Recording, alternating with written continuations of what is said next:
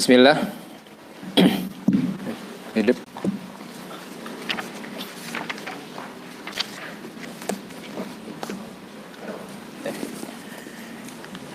Bismillah. Assalamualaikum warahmatullahi wabarakatuh.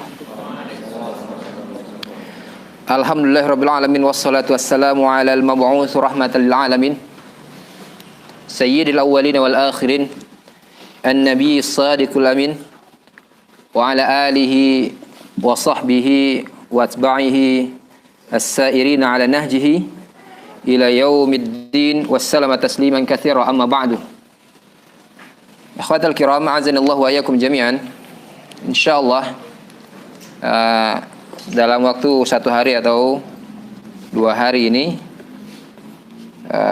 kita akan sedikit mempelajari sebagai pengantar bagi ilmu mustalahul hadis atau ilmu usulul hadis. Yang ilmu ini atau ilmu hadis secara umum di antara asyraful ulum.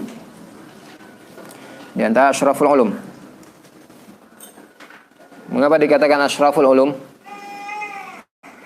Pertama, dilihat dari sisi apa yang dipelajari. Bahwasanya yang dipelajari di sini hakikatnya adalah bagaimana kita memahami kalam Rasulullah sallallahu alaihi wasallam atau mengetahui kalam Rasulullah sallallahu alaihi wasallam. Memisahkan antara yang benar kalam Rasulullah dengan yang dituduhkan, yang dianggap sebagai kalam Rasulullah dan dia hakikatnya tidak demikian. Ini pertama. Yang kedua, kenapa dia dikatakan asyraful ulum? Ikhwatul iman, azanallahu wa iyyakum jami'an, kita sepakat bahwasanya secara mutlak ilmu yang paling utama apa? Ilmu yang berkaitan dengan Al-Qur'an. Ilmu yang berkaitan dengan Al-Quran, dia adalah ilmu yang paling utama secara mutlak. Tetapi demikian, mengapa secara mutlak? Karena ilmu yang berkaitan dengan Al-Quran, Al-Quran itu kalamullah. Para ulama mengatakan syarful ulum bi syarfil ma'lum. Keutamaan ilmu itu bergantung pada keutamaan apa yang diketahui dari ilmu tadi. Makanya Al-Quran secara mutlak adalah ilmu yang paling utama. Tapi demikian, Al-Quran tidak dapat dipahami kecuali dengan melihat kepada penjelasan Rasulullah sallallahu alaihi wasallam. Makanya Makhul mengatakan atau Auza'i mengatakan Al-Quran yahtaju ila sunnah minas sunnah ila Al-Quran. Al-Quran itu lebih butuh kepada as-sunnah ketimbang sunnah itu butuh pada Al-Quran. Walaupun kalimat ini, susunan kalimatnya atau uslub kalimatnya dikritisi oleh para ulama, bukan maknanya. Makanya ketika kalimat ini disampaikan kepada Imam Ahmad mengatakan apa? Aku nggak berani selancang itu ngomong tentang Al-Quran. Tetapi as-sunnah dia adalah tafsir bagi Al-Quran. Itu yang dikatakan oleh Imam Ahmad. Dan makna yang dikatakan oleh Auza'i tadi adalah demikian. Yang beliau maksud bukan maksud lancang terhadap Al-Quran, tetapi bahwasanya Al-Quran tidak bisa berdiri sendiri untuk difahami. Dia harus untuk memahaminya harus dengan bantuan yang lain, yakni as-sunnah. Karena banyak yang mutlak di dalam Al-Quran ditakyid oleh as-sunnah. Yang am di dalam Al-Quran ditafsis oleh as-sunnah. Yang mujmal di dalam Al-Quran ditafsirkan oleh as-sunnah. Nah ini. Dan insya Allah di dalam daurah ini kita akan baca bersama nanti kitab Tadhkirah fi Ulumil Hadis Imam Sirajuddin Abu Hafsin Umar Ibnul Mulakin, Syahir bin Mulakin. Dan beliau tidak senang dengan laqab Ibnul Mulakin ini atau nisbat kepada Ibnul Mulakin, karena Ibnul Mulakin itu laqab dari bapak tirinya. Beliau ditinggal oleh ayahnya pada usia yang muda dan ayahnya mewasiatkan beliau pada temannya, yang kemudian teman ayahnya ini menjadi bapak tiri bagi Imam Ibnu Mulakin ini. Lalu Imam Ibnu Mulakin pun dinisbatkan atau disandarkan kepada bapak tirinya ini. Adapun ayahnya adalah seorang ulama nahwu terkemuka. Maka Ibnu Mulakin ini disebut juga dikenal juga dengan Ibnu Nahwi. Ibnu Nahwi. Namun ketika seorang sudah masyhur dengan satu gelar, satu laqab, tidak mengapa menyebutnya dengan laqab tersebut. Akhwatal azanillahu wa yakum jami'an. Tapi sebelum kita masuk pada kitab ini, ada beberapa hal yang sudah saya siapkan di sini sebagai madkhalnya, sebagai pengantarnya, yang setiap pelajar, terlebih pelajar hadis, harus mengetahui hal ini. Di dalam materi yang sudah disiapkan di depan ini, ada beberapa hal yang dibahas. Yang pertama terkait dengan tarikh sunnah. Berkaitan juga dengan itu adalah tarikh ulumul hadis atau genealogi ilmu hadis. Bagaimana ilmu hadis itu tumbuh dan berkembangnya sampai dia menjadi ilmu yang sangat mapan. Tidak ada struktur keilmuan yang lebih mapan ketimbang ilmu hadis. Ilmu Al-Quran bagaimana? Ilmu Al-Quran dia justru lahir belakangan. Maka kita lihat di dalam ilmu Al-Quran atau dalam usul tafsir, sejatinya dia hanya mengambil bagian-bagian tertentu dari ilmu-ilmu yang sudah mapan. Dia ambil bagian tertentu dari usul fikih, dia ambil bagian tertentu dari kaidah fikih, dia ambil bagian tertentu dari usul hadis, dan begitu seterusnya. Tentunya bahasa sebagai pintunya. Jadi sejatinya ilmu tafsir bukan ilmu yang mustaqil, bukan ilmu yang berdiri sendiri, tetapi dia dibangun dengan ilmu-ilmu yang lain. Makanya ini ada sebagian kalangan memandang ilmu tafsir itu ilmu yang mudah, terus mengatakan ilmu hadis itu ilmu yang susah. Saya tidak mengatakan ilmu hadis mudah, ilmu tafsir susah, tidak. Tapi yang ingin saya katakan di sini adalah yang mengatakan ilmu tafsir itu mudah, ini sejatinya orang yang nggak paham ilmu tafsir. Bagaimana dia akan menjadi mudah sementara bangunannya seperti tadi? Harus mempelajari ilmu usul fikih. Ilmu usul fikih mudah, harus mempelajari ilmu usul hadis. Tadi dia bilang ilmu hadis susah. Kok bisa ilmu tafsir menjadi mudah? Sementara bangunan ilmu tafsir adalah salah satunya ilmu hadis. Nah ini, artinya orang yang mengatakan ilmu tafsir itu lebih mudah ketimbang ilmu hadis, ini orang yang tidak paham dengan ilmu tafsir sendiri. Dia kira ilmu tafsir itu hanya membahas tentang maki madani, mana yang maki, mana yang madani, begitu saja, dan seterusnya.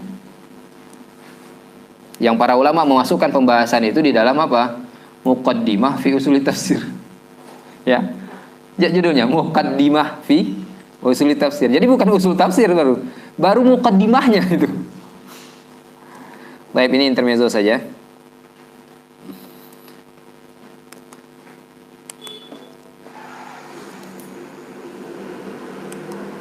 Agak keluar. Oh, afwan, salah ketik tadi. Nah, ini yang pertama terkait dengan tarikh sunnah pada masa Nabi Shallallahu Alaihi Wasallam. Di sini kita akan tahu sejak kapan sunnah itu ditulis. Di antara tuduhan kalangan mustasyrikin siapa? Orientalis dan orang-orang yang mengikutinya dari kalangan kaum muslimin, bahwasanya sunnah itu telat ditulis, telat dibukukan. Sehingga ini di antara hujah yang selalu diulang-ulang oleh kalangan Qur'aniyun.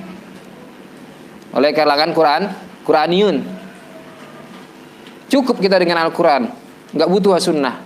Terlebih as-sunnah itu suatu yang dibuat-buat oleh orang-orang abad kedua Hijriah katanya. Nah, dari sini makanya ini perlu kita ketahui sebagai pengantar bagi masuk dalam ilmu hadis. Yang pertama sunnah fi ahdi Nabi sallallahu alaihi wasallam, sunnah pada masa Nabi sallallahu alaihi wasallam. Yang perlu digarisbawahi sini ada beberapa poin. Pertama, bahwasanya dorongan Nabi kepada para sahabat untuk mempelajari as-sunnah dan kemudian mengajarkannya, menyampaikannya. Di antara hal yang menunjukkan ini, apa yang diriwayatkan oleh Imam Ahmad dan Ashabus Sunan dari Zaid bin Sabit dan selain beliau radhiyallahu anhum ajmain, bahwasanya Nabi sallallahu alaihi wasallam mengatakan naddarallahu imra'an sami'a minna haditsan atau sami'a minni haditsan fawa'ahu. Dalam riwayat yang ini fahafidhahu hatta yuballighahu.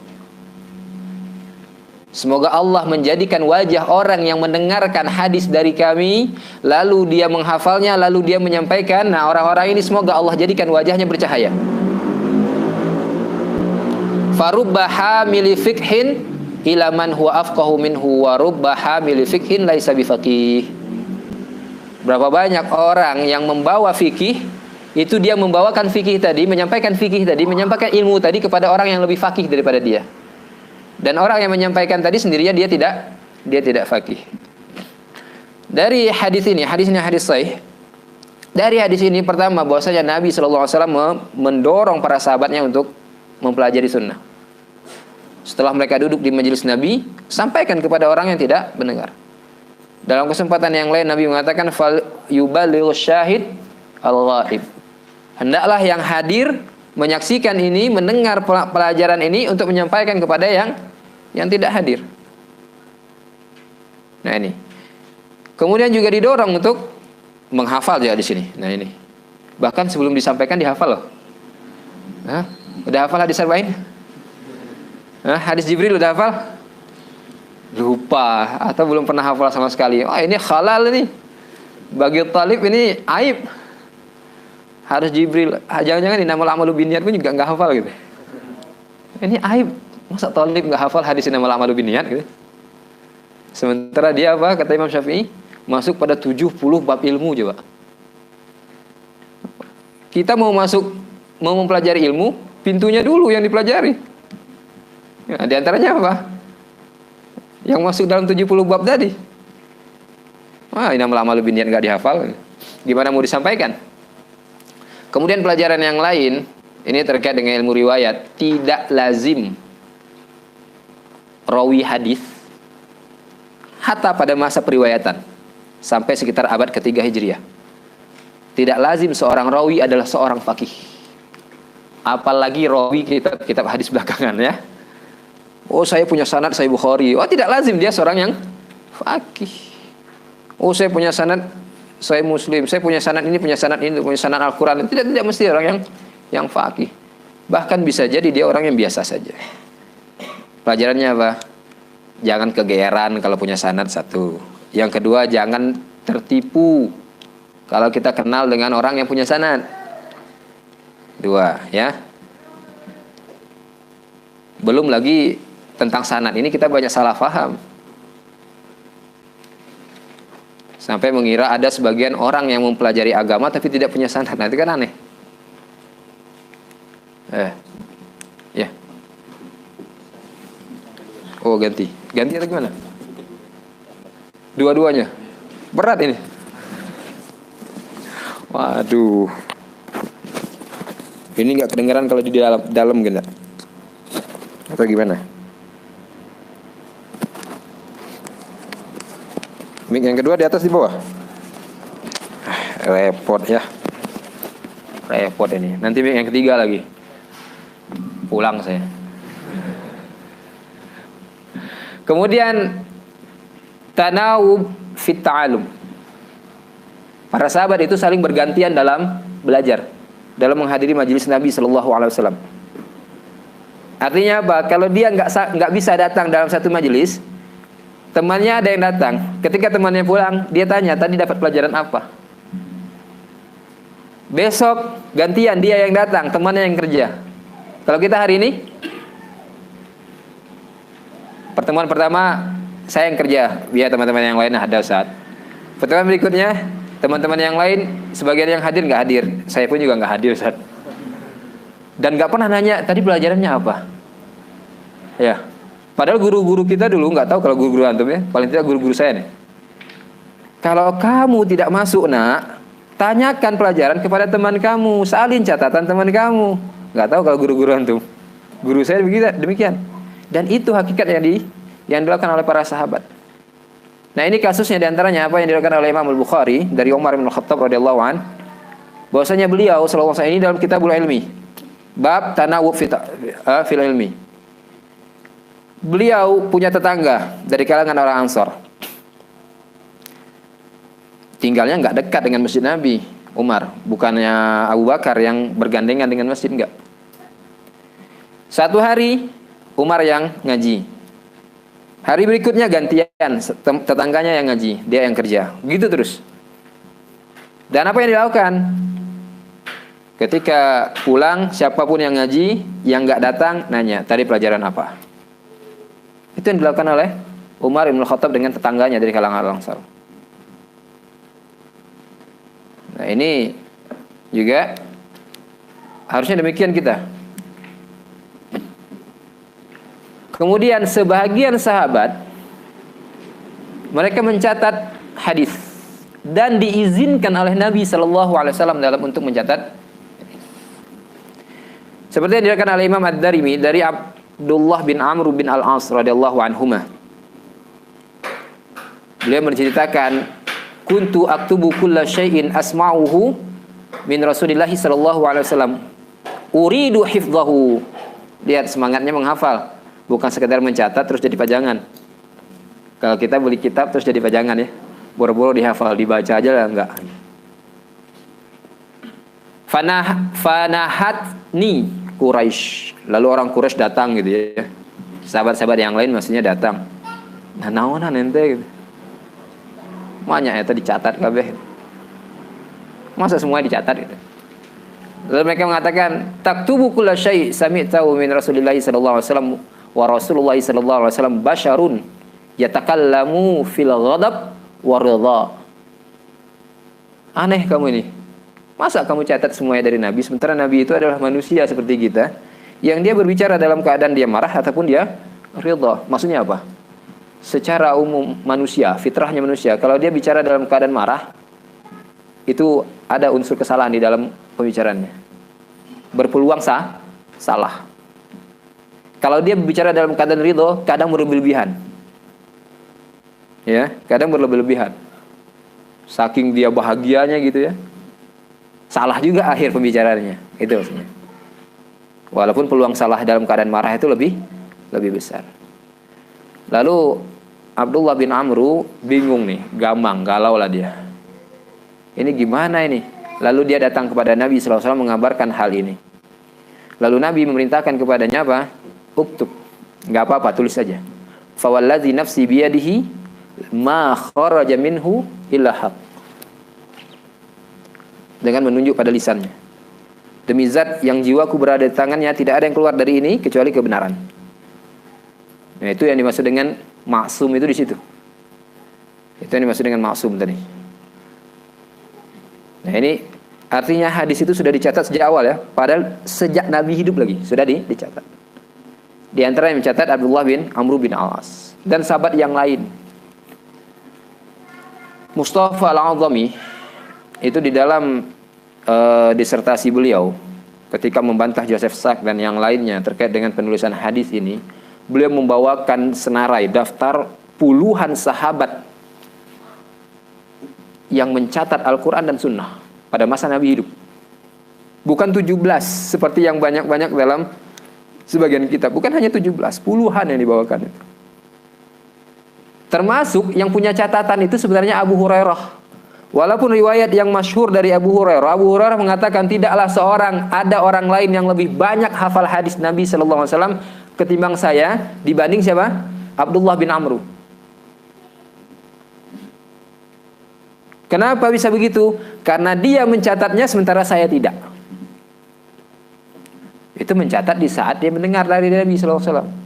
Tapi Abu Hurairah sendiri punya catatan seperti dalam Al-Kifayah atau yang lainnya.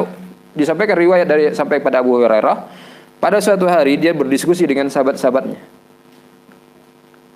Lalu ada salah seorang anggota yang ikut berdiskusi di situ membawakan satu hadis yang Abu Hurairah agak lupa.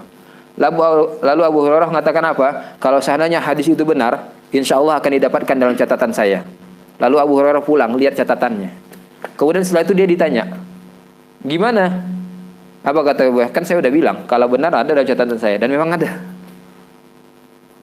Jadi Abu Hurairah juga punya catatan. Dan sahabat-sahabat yang lain. Di antara yang mencatat hadis juga siapa? Khulafah yang pertama, Khulafah Rasyidin yang pertama, Abu Bakar As-Siddiq. Siapa namanya? Ini juga dibahas dalam mustalah hadis.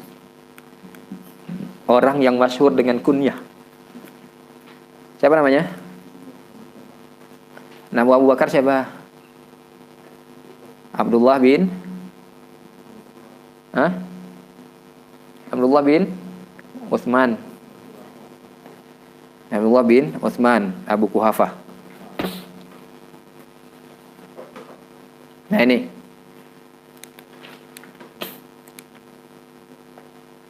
Kemudian penjagaan para sahabat dan tabi'in terhadap as-sunnah dan iktidak mereka kepada as-sunnah. Artinya mereka sangat berpegang teguh menjadikan itu sebagai pedoman.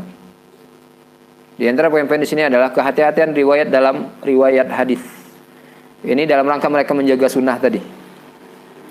Nah ini genealogi ilmu hadis sudah nampak di sini nih.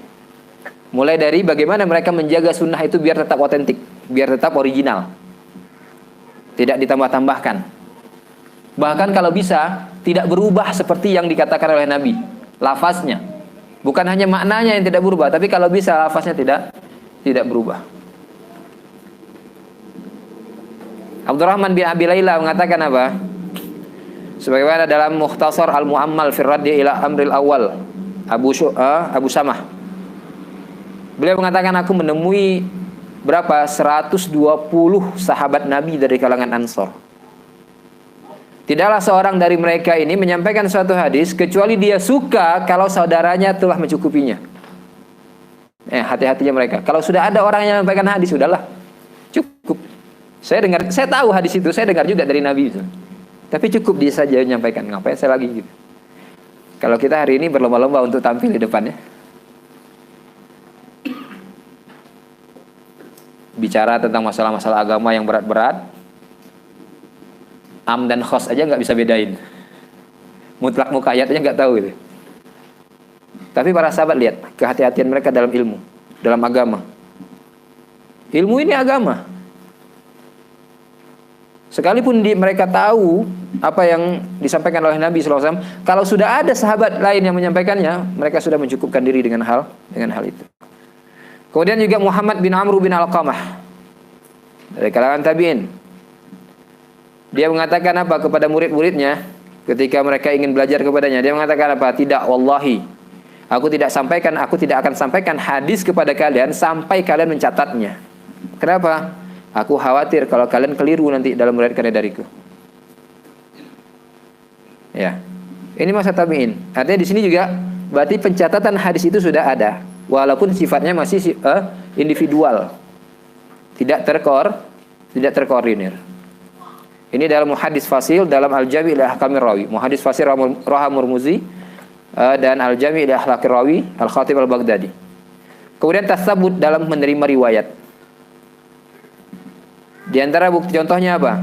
Apa yang dilakukan Abu Bakar ketika datang seorang nenek untuk meminta warisannya. Untuk meminta warisan. Abu Bakar mengatakan apa? Aku nggak dapatkan dalam Al-Quran dan aku nggak tahu ini dari Nabi bagaimana. Dia bertanya kepada sahabat yang lain. Datanglah Mughirah menyampaikan apa yang dia dapatkan dari Nabi SAW terkait dengan warisan seorang nenek. Apa yang dilakukan Abu Bakar? Bukan karena dia menuduh Mughirah itu berdusta, tetapi dalam rangka kehati-hatian dalam menerima riwayat, dia meminta siapa yang menjadi syahid atas Mughirah. Maka datanglah Muhammad bin Maslamah. Saya ya Amirul Mukminin, atau saya ya Abu Bakar. Saya juga mendengarkan hal yang sama dari Nabi SAW. Lalu apa yang dilakukan Umar terkait terhadap Abu Musa Al-Asy'ari ketika Abu Musa datang bertamu ke rumah Umar? Ketok pintu ngasih salam 3 kali, nggak ada. Abu Musa pergi. Umar kaget, ini ngapa-ngapain teman saya satu ini? Tadi minta izin ke bertamu, sekarang kok tiba-tiba pergi, nyelonong aja pergi. Dikejar oleh Umar. Apa yang kamu lakukan? Apa kata Abu Musa di sini? Abu Musa mengatakan, sungguhnya saya mendengar dari Nabi SAW kalau datang ke bertamu minta izin 3 kali, nggak diizinkan pulang. Sementara di saat itu Abu Musa tidak mendengar sautan apapun dari rumah, tidak mendengar ada yang menjawab salam, boro-boro memberi izin untuk masuk. Lalu Umar pun memegang tangan Abu Musa, membawanya ke masjid di hadapan para sahabat yang lain. Bertanya, saya tadi dengar dari Abu Musa, beliau mengatakan begini dan begitu. Siapa di antara kalian yang juga memang tahu hal itu kalau memang ada? Berdirilah seorang sahabat yang lain menyampaikan hal, membenarkan apa yang disampaikan oleh Abu Musa tadi. Bukan Umar menuduh Abu Musa berdusta. Makanya Umar setelah itu mengatakan kepada Abu Musa apa? Demi Allah saya tidak menuduh Anda. Ma'atahimuka. Aku tidak menuduh engkau, Abu. Aku hanya ingin mengajarkan pada manusia juga. Aku hanya ingin berhati-hati dan ingin mengajarkan kepada manusia untuk berhati-hati dalam menyampaikan apa yang konon katanya dari Nabi SAW, dan berhati-hati dalam menerimanya, membenarkannya. Jangan sembarang, nanti setiap orang akan bicara qala Rasulullah, padahal Rasulullah ternyata tidak bicara. Ini embrio awal dari ilmu kritik hadis yang dengan berasal dari hal ini. Dan tentunya juga hal ini ada sandarannya dari Al-Quran. Iza ja'akum fasikun binaba'in fatabayyan. Dalam riwayat yang lain, dalam qiraah yang lain dibaca fatasabbatu. Tasabbut. Jadi maksud dari tabayyun di sini adalah tasabbut. Harus teliti, yakin ini benar. Benar enggak itu dari Nabi SAW? Dengan qarinah-qarinah dan indikasi-indikasinya. Nah, ini yang dilakukan oleh para sahabat dan ini yang dilakukan oleh para tabi'in. Dan itu seterusnya. Sampailah berkembang sampai pada abad ketiga atau keempat Hijriah, matanglah ilmu hadis itu. Mulai dari ilmu secara riwayah, baik secara dirayah. Tarikhur ruwah, ilmu tabaqat, jar wa ta'dilnya, dan seterusnya dari cabang-cabang ilmu hadis. Kemudian naqdur riwayat, mengkritik riwayat yang sudah disampaikan. Kalau tadi tasabut dalam hal penerimaan dan periwayatan. Hati-hati dalam menyampaikan hadis, menyandarkan sesuatu dari Nabi. Kemudian hati-hati dalam menerima sesuatu yang disandarkan kepada Nabi. Yang ketiga, mereka mengkritik riwayat yang disampaikan oleh sahabatnya. Di antaranya kisah Aisyah, yang dia mengkritik riwayat Abdullah bin Umar dan bapaknya, bahwasanya al-mayyit yu'adzibu bibukai ahli alaihi. Hadis ini sahih. Dikritik oleh Aisyah. Apa kata Aisyah? Semoga Allah merahmati Abu Abdurrahman, atau semoga Allah merahmati Umar. Mereka itu salah dengar itu katanya. Yang benar bukan mayat itu akan disiksa dengan atau diazab dengan sebab tangisan keluarganya, tetapi Nabi melintasi kubur seorang Yahudi. Keluarganya menangisi ahli kubur. Apa kata Nabi, kata Aisyah? Ini orang ini nangisin ahli kubur, sementara si ahli kubur sendiri sedang disiksa katanya. Nah ini. Dan riwayat seperti ini dijadikan oleh orang-orang yang memiliki kecenderungan menyimpang untuk menolak sebagian hadis yang sahih. Para ulama mengatakan hadis itu sahih. Mereka mengatakan hadis ini bertentangan dengan Al-Quran, hadis ini bertentangan dengan ini, hadis ini bertentangan dengan akal. Sampai-sampai mengatakan bertentangan dengan akal. Ngeri. Hadza liman azanallahu wa yakum jami'an. Terkait dengan riwayat ini, riwayat tentang Aisyah ini, saya istidrak sedikit, bahwasanya setiap sahabat menyampaikan apa yang dia tahu sesuai dengan ilmunya dan melakukan kritik sesuai dengan apa yang dia tahu. Jadi tidak lazim kritik seorang sahabat terhadap sahabat yang lain dalam riwayat hadis itu pun diterima mentah-mentah langsung. Seperti kasus Aisyah ini. Kisah ini dibawakan sebagai bukti sejarah bahwasanya kritik hadis sudah ada sejak masa sangat awal sekali. Bukan dalam rangka membenarkan kritik Aisyah terhadap Umar dan anaknya radhiyallahu anhu. Contoh yang lain misalnya kritik Aisyah terhadap orang yang mengatakan bahwasanya Nabi SAW buang air dalam keadaan berdiri. Apa kata Aisyah? Itu lebih sadis dari apa yang dia katakan kepada Umar dan Abdullah bin Umar. Aisyah mengatakan, barang siapa yang mengatakan Nabi buang air kecil dalam keadaan berdiri, maka sungguh dia telah berdusta. Sementara perkataannya kepada Abdullah bin Umar dan Umar tidak demikian. Semoga Allah merahmati Abu Abdurrahman, Abdullah bin Umar itu, sesungguhnya dia itu salah dengar atau salah tanggap. Sementara yang ini tentang orang yang buang air dalam keadaan berdiri, apa katanya? Dia sudah berdusta. Pada sahabat yang lain dalam safarnya melihat Nabi buang air dalam keadaan berdiri. Ya itu. Ya ini dia yang Aisyah yang diketahui terkait dengan hal itu. Sementara Abdullah bin Umar dan Umar mengetahui kalam Nabi dari yang kesempatan yang lain itu sangat mungkin. Tapi di sini syahidnya adalah bahwasanya kritik riwayat itu sudah ada sejak masa paling awal. Kemudian dari Ibnu Sirin mengatakan apa? Lam yakunu yas'aluna 'anil isnad. Dulu kami enggak pernah bertanya-tanya tentang sanad itu. Jadi pada masa awal orang hatta tabi'in, tentunya tabi'in kibar ya. Mereka mengatakan kalau Rasulullah. Sa'id bin Musayyib mengatakan kalau Rasulullah. Orang enggak pernah mengkritik. Biasa aja. Lam yakunu yas'aluna 'anil isnad. Falamma waqa'atil fitnah, ketika terjadi fitnah, khilaf ulama terkait dengan fitnah di sini. Ada yang mengatakan fitnah di sini sejak terjadinya peristiwa yang di dalamnya terbunuh Utsman.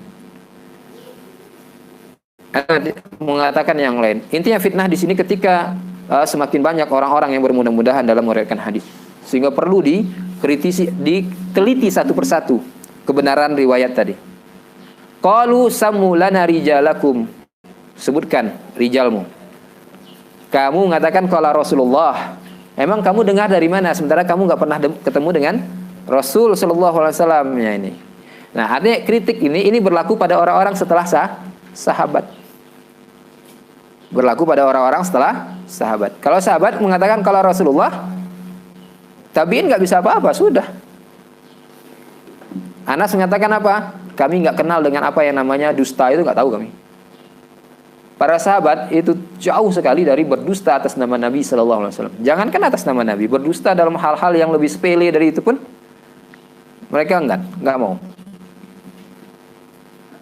Sampai-sampai ada sahabat, sebagian sahabat yang melakukan kesalahan ditanya oleh Nabi atau sahabat yang lain diinterogasi, lempeng aja dia jujur. Habib bin Abi Balta'ah misalnya, bikin surat kan ke orang Quraisy. Ketika ditangkap, lempeng aja jujur.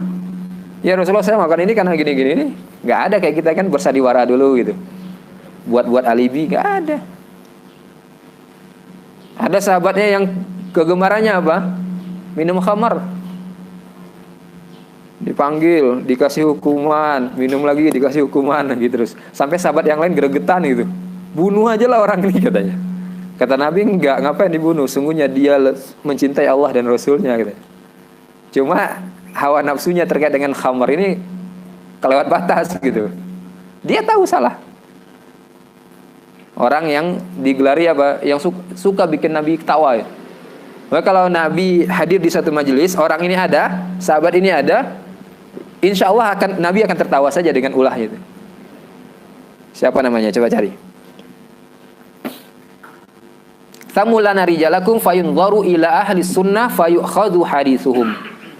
Nah ini menunjukkan apa? Fitnah di sini maksudnya ketika tersebar pemikiran-pemikiran menyimpang dalam Islam. Adanya fitnah apa? I'tizal, Mu'tazilah, fitnah qadar dan sebagainya. Ini fitnah di sini. Orang berbicara menyandarkan sesuatu pada Nabi dalam rangka menguatkan bid'ahnya. Maka dilihat ketika orang yang menyampaikan tadi adalah Ahlus Sunnah dan dia menerima jadi Ahlus Sunnah dari sunni sampai kepada Nabi sallallahu alaihi wasallam, maka diterima riwayatnya. Tapi kalau yang menyampaikannya Ahlul Bid'ah, yang itu menguatkan bid'ahnya dan dia diketahui sebagai apa yang dikatakan oleh Imam Muslim di dalam muqaddimahnya, mu'anid. Orang yang sangat fanatik buta dengan bid'ahnya. Dengan bid'ahnya ya. Sampai pada tingkat mu'anid.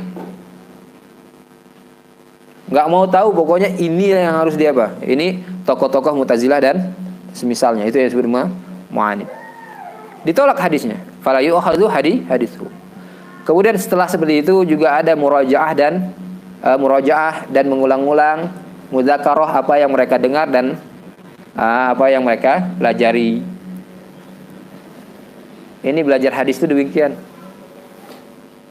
Murajaah lagi, diulang-ulang lagi.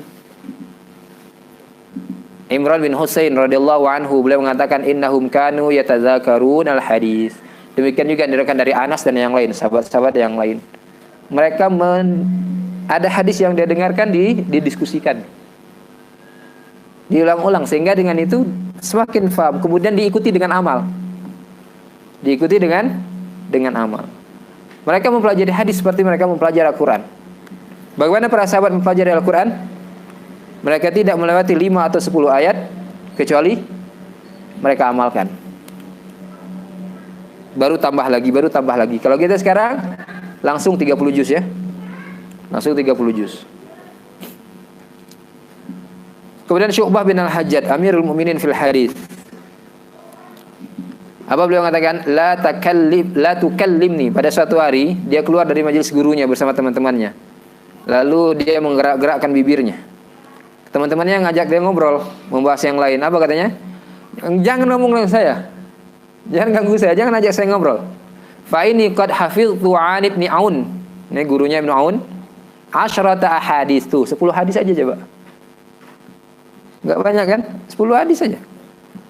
Aku sedang menghafal dari Ibnu Aun ini 10 hadis. Akhafu an ansaha. Aku khawatir kalau aku melupakannya, aku lupa dengan 10 hadis tadi. Dan beliau dengan teman-temannya baru saja keluar dari majelis Ibnu Aun. Bukan berjarak yang jauh. Dia keluar dari majelis Ibnu Aun, teman-temannya ngajak ngobrol sambil jalan. La tukallimni. Jangan ajak saya ngobrol. Saya lagi ngafalin apa yang tadi didengar dari Ibnu Aun. Khawatir kalau terlupa. Kemudian juga rihlah fi talabil hadis. Jadi prosesnya mereka mencari hadis itu dengan melakukan rihlah. Ini disebut dengan rihlah ilmiah. Rihlah ilmiah. Sekarang kalau mau belajar, Ustaz bisa nggak ya untuk ngisi kajian di masjid ana? Ustaznya yang disuruh datang, bukan dia yang datang ke ustaznya. Pas giliran afwanah ana sudah sibuk, antum aja yang datang ke ana, bawa kitabnya antum baca. Afwan Ustaz, ana nggak sempat lah. Enak banget dia ngomong. Saya tidak sempat, ustaznya harus sempat gitu. Ini kan namanya apa? Ini bukan qalil adab lagi, jur'ah ini. Lancang ini. Ini merendahkan ilmu, ikhwan. Ini merendahkan ilmu. Kemudian lagi sebagian lagi bikin kajian di masjidnya atau di masjid kompleknya. Ustaznya hadir. Dianya apa? Sibuk di belakang. Panitia konon. Apa maksudnya? Sudahlah ustadznya dipanggil, bukannya belajar malah sibuk yang lain. Justru panitia itu harus yang paling depan duduknya. Nah ini teman-teman kita dari muhandis, saya selalu ingatkan, muhandis itu yang paling depan belajarnya. Bukan semata-mata menjadi IO. Dapat nama muhandis ngajarkan kajian, enggak, harus paling depan. Makanya teman-teman muhandis arsi baca, Atrian baca, yang lain suruh baca. Sementara yang belakang nggak disuruh baca gitu. Nah itu keutamaan orang yang di depan. Itu keutamaan. Yang di belakang tuh nggak pernah dipedulikan. Dan yang paling belakang sekali bisa jadi nggak pernah dianggap sebagai murid kan. Kemudian yang lain dia ngajilah dengan mengundang ustadznya tadi. Pas giliran ustadz, kita ada kajian di masjid anu. Hadirlah coba. Ayo bareng-bareng. Aduh Ustaz, afwan, ana sibuk. Afwan, ana sibuk. Lah tadi dia ngundang ustadznya, memang ustadznya enggak punya kesibukan. Ustadznya pengangguran gitu. Pas giliran dia diajak oleh ustadznya sendiri. Berarti ustadznya punya perhatian pada dia. Sudah diberikan keutamaan seperti itu, kemuliaan seperti itu, diperhatikan oleh gurunya. Jawabannya apa? Saya sibuk. Ini penghinaan terhadap ilmu seluruhnya. Bukan semata-mata penghinaan terhadap si ustadz, enggak. Penghinaan terhadap ilmu. Tapi lihat para sahabat. Seperti yang diriwayatkan oleh Imam Ahmad dan yang lain ya. Banyak riwayat terkait dengan hal ini. Antum lihat dalam kitabnya Al-Khatib Al-Baghdadi, Rihlah fi Talabil Hadis. Imam Ahmad meriwayatkan dari Abdullah bin Muhammad bin Aqil bahwasanya beliau mendengar Jabir bin Abdullah radhiyallahu anhuma mengatakan balaghani haditsun an rajulin sami'ahu min Rasulillah sallallahu alaihi wasallam fashtaraitu ba'iran. Ada yang menyampaikan kepadaku satu hadis. Disampaikan kepadaku satu hadis dari seorang yang mendengarkannya dari Nabi sallallahu alaihi wasallam secara langsung. Berarti sahabat yang lain. Jabir bin Abdullah itu seorang sahabat, anak dari seorang sahabat. Fashtaraitu ba'iran, maka aku membeli ba'ir. Apa? Ba'ir apa? Unta, tunggangan, sebagai tunggangan. Tsumma syaddadtu alaihi rahli. Kencangkan ikat pinggang untuk melakukan perjalanan, itu maksudnya. Perjalanan berapa jauh coba? Coba lihat. Fasirtu ilaihi syahrah. Aku lakukan perjalanan kepada sahabat tadi 1 bulan pakai unta. 1 bulan pakai unta. Masa kita hanya dalam kota pakai motor lagi, atau bahkan mungkin pakai mobil, banyak beralasan sibuk gitu. Hatta qadimtu alaihi Syam fa iza Abdullah bin Unais, dan seterusnya dari kisah ini. Sehingga dia pun mendengarkan hadis itu dari Abdullah bin Unais radhiyallahu anhuma atau radhiyallahu anhum ajmain. Kemudian yang dari Al-Khatib juga mengabarkan kharaja Abu Ayyub keluar ila Uqbah bin Amir. Abu Ayyub di mana? Abu Ayyub itu termasuk Ahlul Madinah. Abu Ayyub Al-Ansari, paman Nabi dari jalur ibunya. Uqbah bin Amir di mana? Mesir. Gubernurnya ketika itu. Wa huwa bi Misra yas'aluhu an hadis sami'ahu min Rasulillah sallallahu alaihi wasallam. Coba, berapa perjalanan Madinah ke Mesir ketika itu? 1 bulan.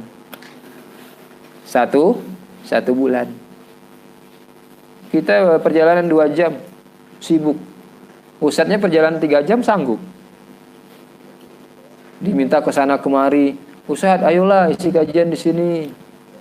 Dari rumah ustadznya ke tempat dia itu berapa? 3 jam. Panas-panasan, kadang hujan-hujanan gitu ya.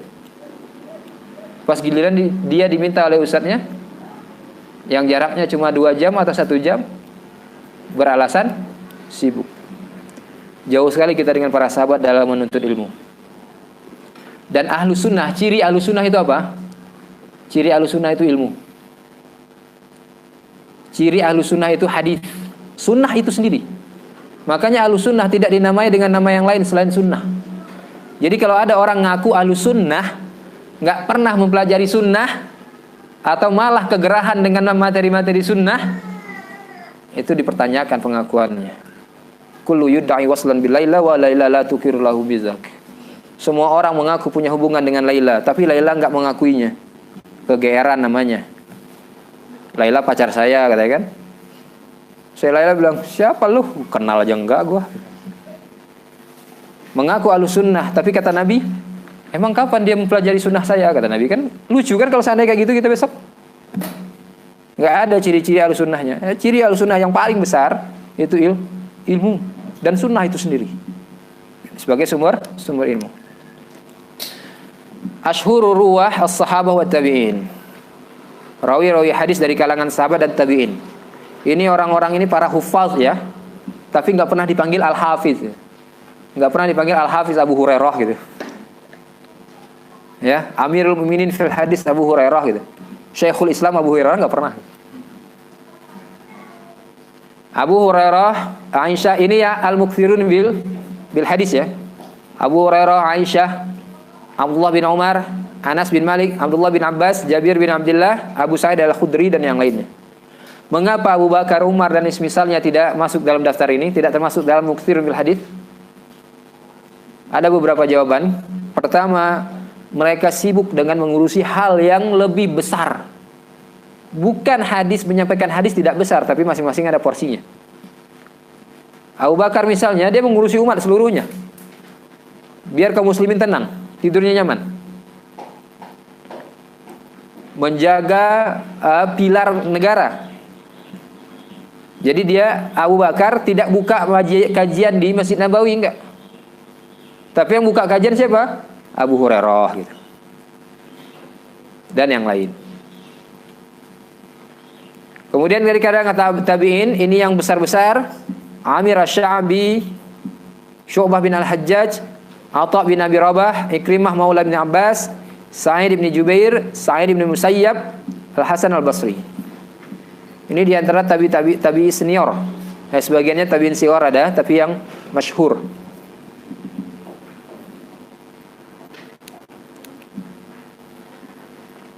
Kemudian setelah mereka mempelajari hadis, mereka mempelajari sunnah, mereka mengajarkannya. Dan di antara mereka mempelajarinya dengan melakukan rihlah, mengajarkannya pun dengan melakukan rihlah.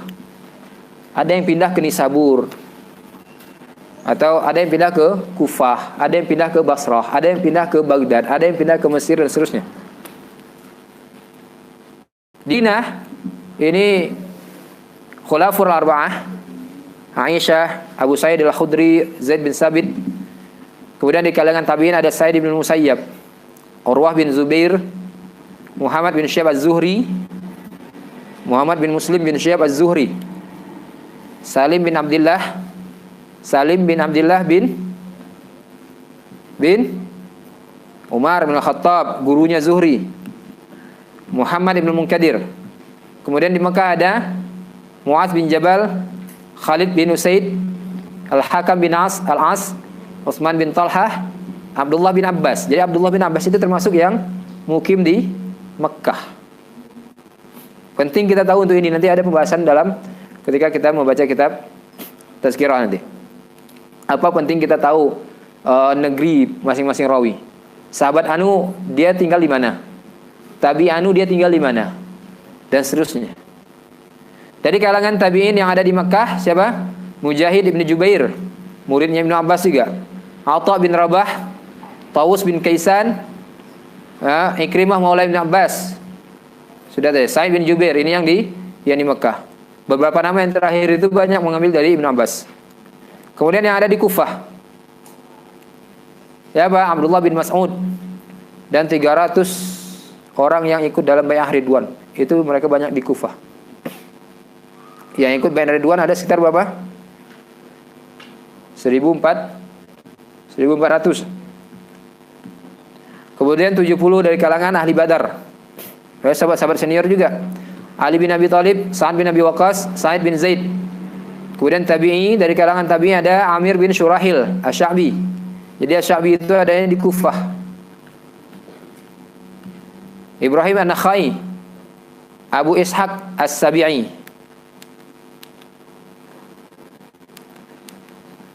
Kemudian di Basrah dari kalangan sahabat Abu Musa Al-Asy'ari. Ini Abu Musa pindah Basrah ini setelah masa sahabat senior ya. Setelah masa Umar.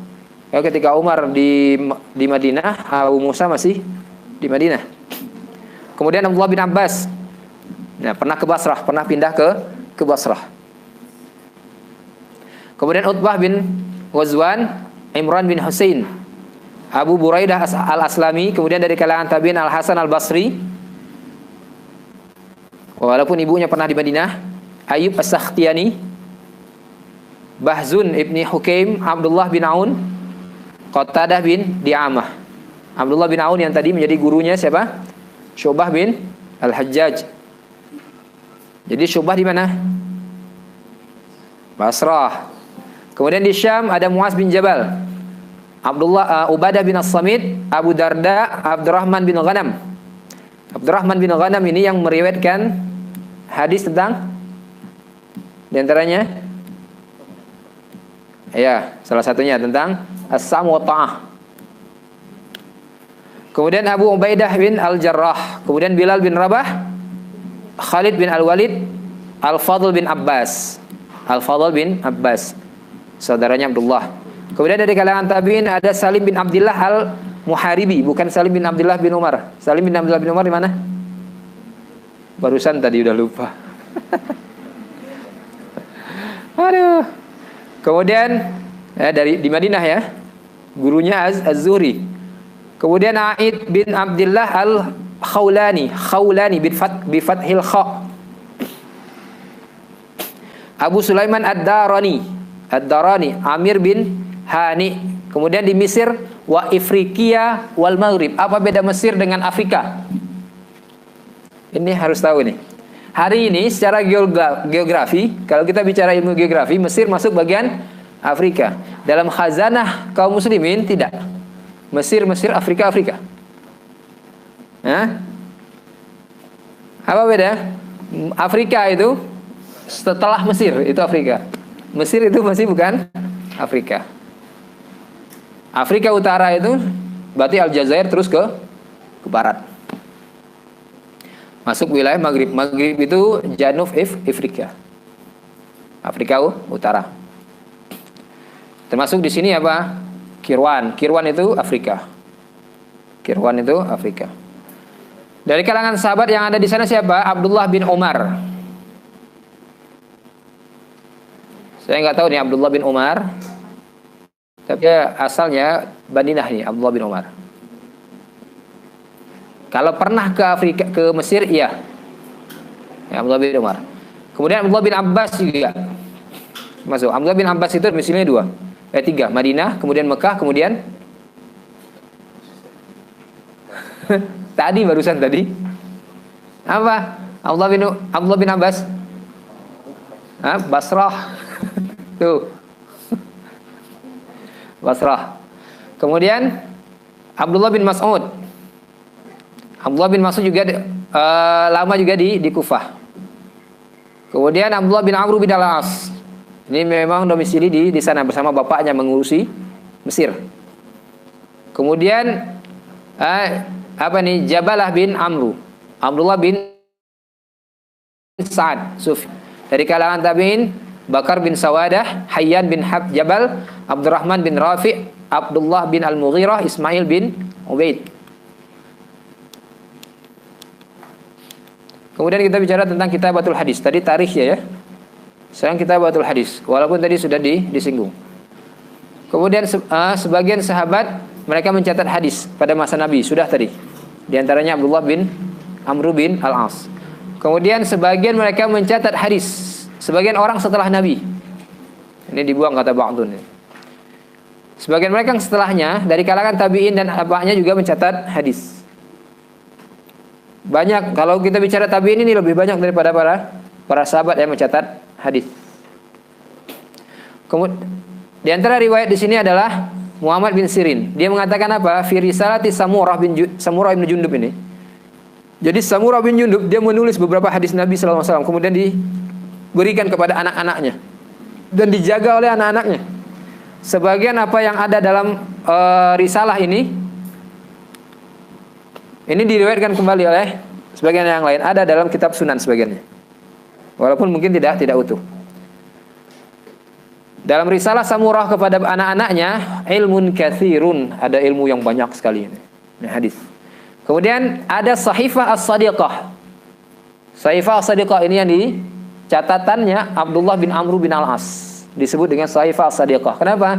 Karena tadi setelah dia datang kepada Nabi, direkomendasikan oleh Nabi, catat makharaja minhu ilal haqq. Jadi dibenarkan oleh Nabi, maka disebut dengan Sahifah As-Sadiqah. Ini diriwayatkan kembali oleh anak-anaknya, disimpan di rumah anak-anaknya. Kemudian ada Sahifah Jabir bin Abdullah Al-Ansari. Jabir bin Abdullah radhiyallahu anhuma pun punya catatan. Qatadah bin Di'amah As-Sudusi beliau mengatakan apa? La ana li sahifati Jabir bin Abdullah ahfadhu minni li salatil Baqarah. Sungguh aku lebih hafal dengan Sahifah Jabir bin Abdullah ketimbang surat Al-Baqarah sendiri. Coba. Ini hadis isinya. Dan itu diriwayatkan oleh Qatadah bin Di'amah kepada murid-muridnya di Basrah atau di Kufah. Kemudian ada Sahifah As-Sahihah Hammam bin Munabbih. Hammam bin Munabbih ini banyak mengambil riwayat dari Abu Hurairah. Riwayat-riwayatnya dari Abu Hurairah dicatat dalam catatan khusus, itu yang disebut dengan Sahifah As-Sahihah. Ngapa Sahihah? Biar jadi tandingan bagi Sahifah Sadiqahnya Abdullah bin Amru. Itu. Dan kebanyakan riwayat yang ada dalam Sahifah Sahihahnya Hammam ini yang dia dapatkan dari Abu Hurairah itu diriwayatkan kembali, catatannya ada dalam Musnad Imam Ahmad. Dalam Musnad Imam Ahmad, riwayat Hammam bin Munabbih dari Abu Hurairah itu dibuat dalam bab khusus di bawah musnadnya Abu Hurairah sendiri. Kemudian Umar bin Khattab. Pemikiran untuk mentadwin hadis itu sudah ada pada masa Umar. Umar sendiri yang memikirkan itu. Kemudian diajak sahabat yang lain untuk berdiskusi tentang hal ini, dan sahabat yang lain pun ya udah kita lanjutkan karena ini ide yang bagus. Karena ada kebutuhan di sana. Kalau tidak dicatat khawatir hilang. Tapi setelah itu Umar melakukan istikharah. Lebih kurang sebulan kalau tidak salah dalam riwayatnya ini. Lalu setelah sebulan itu dia istikharah, dia urung. Umar urung. Ini dalam kitab Jami' Bayan Ilmi wa Fadlihi Ibnu Abdul Bar. Jadi pencatatan secara resmi belum ada ya. Idenya sudah ada pada masa Umar, tapi tidak dilanjutkan. Kemudian Lais bin Sa'ad seorang imam di Mesir. Kata Imam Syafi'i, Lais ini lebih faqih ketimbang Malik. Hanya saja bedanya apa? Mazhabnya Malik itu diselamatkan oleh murid-muridnya. Adapun muridnya Lais bin Sa'ad, mereka tidak memberikan perhatian khusus bagi ikhtiarat fikihnya Lais. Ya, murid-muridnya ahli hadis besar semua yang enggak terikat dengan satu pendapat imamnya gitu kan. Adapun yang Imam Malik, bukan mereka mengikat diri secara saklek, tidak, tapi mereka mentadwin apa yang mereka dapatkan dari Malik bin Anas rahimahullah taala. Lais bin Sa'ad mengatakan hadatsani Yazid bin Abi Habib. Beliau mengatakan anna Abdul Aziz bin Marwan, ini kisahnya, Abdul Aziz bin Marwan menulis kepada Katsir bin Murrah Al-Hadrami yang ada di Palestina atau di Syam, di Syam yang lain. Di Hims dia. Wa kana qad adraka bi Himsa 70 badriyan. Katsir bin Murrah ini dia seorang tabi'i yang sempat menemui 70 badriyan. 70 sahabat dari kalangan Badar, ahli Badar. Lalu Abdul Aziz bin Marwan sebagai gubernur Mesir ketika itu, pada masa Umayyah ya, dia menulis kepada Katsir bin Murrah ini untuk mencatat hadis-hadis mereka tadi. Kecuali hadis Abu Hurairah. Kenapa? Karena Abdul Aziz bin Marwan punya naskah sendiri yang isinya hadis-hadis Abu Hurairah. Jadi nggak perlu lagi. Tapi hadis lain dari hadis Abu Hurairah catat. Ini ide pertama di bawah seorang amir, bukan seorang khalifah memang. Seorang gubernur. Nah, kalau riwayat ini benar, maka pentadwinan hadis secara resmi di bawah penguasa pertama sekali terjadi pada masa Abdul Aziz bin Marwan, bukan Umar bin Abdul Aziz. Hanya bedanya Abdul Aziz bin Marwan bukan seorang khalifah. Dia hanya memerintahkan kepada seorang ulama yang berada di bawah kekuasaannya. Dia di Mesir. Mesir itu satu bagian dengan Syam pada masa itu. Mesir itu satu bagian, satu mantiqah, satu wilayah kegubernuran.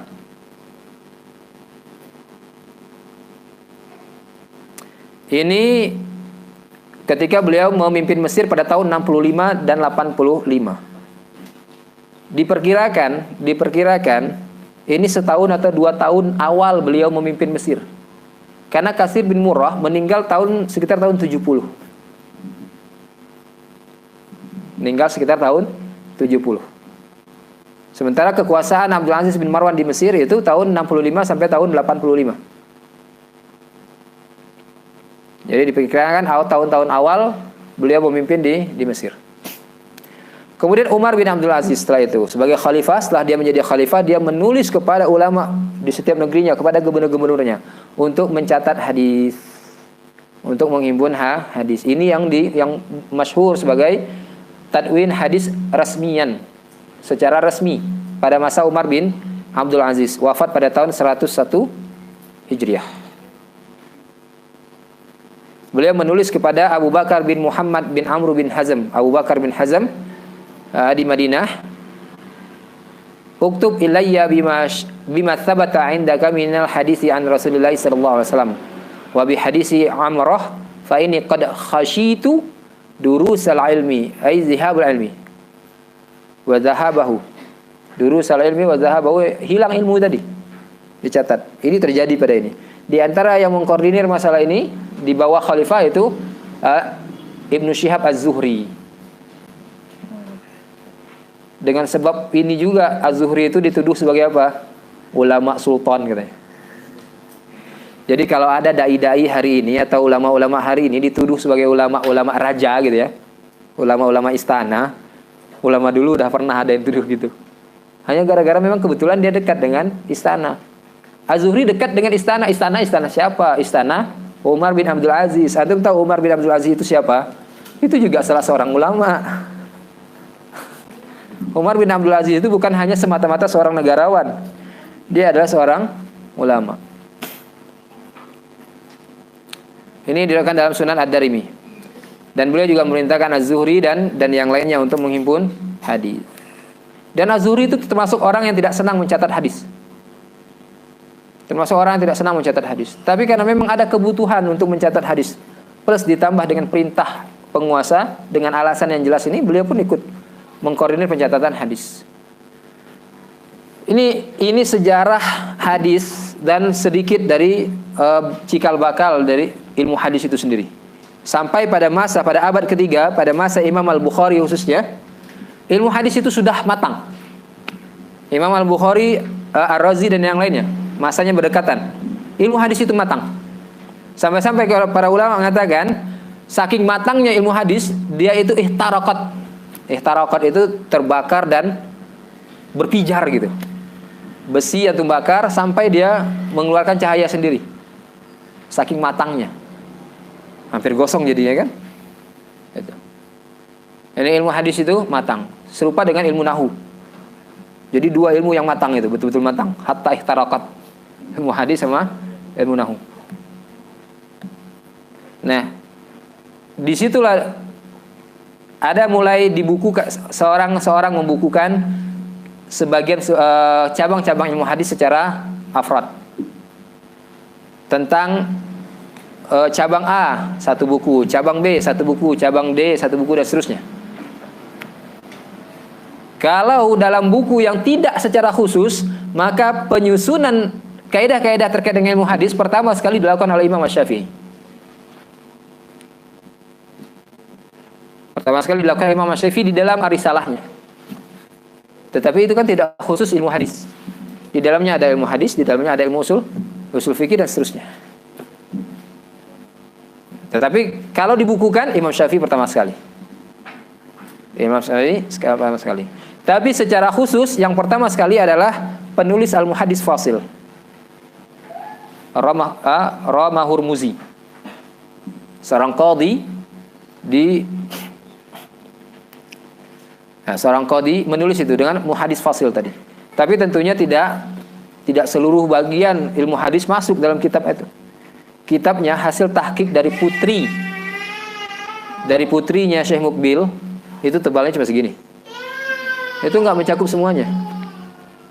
Kemudian setelah itu datang Imam Al-Hakim An-Nisaburi, penulis Mustadrak, menulis Ma'rifah Ulumil Hadis. Ma'rifah Ulumil Hadis. Ada sekitar 50-an nau dari anwa ulumul hadis yang ditulis di situ.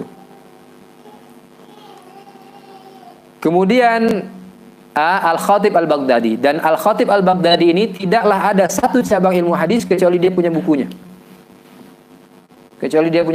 Sampai-sampai orang mengatakan muhaddis setelah Al-Khatib ayal likutubihi. Muhaddis setelah Al-Khatib itu ayal likutubihi.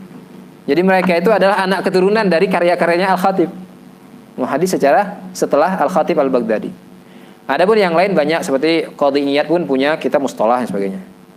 Kemudian setelah Al-Khatib datanglah Abu Amru Syekhul Islam Ibnu Salah. Syekhul Islam Abu Amru Ibnu Salah dengan kitabnya yang terkenal dengan sebut Muqaddimah itu. Anwa' Ulumul Hadis atau dikenal dengan Muqaddimah Ibnu Salah. Itu sekitar berapa? 70-an nau.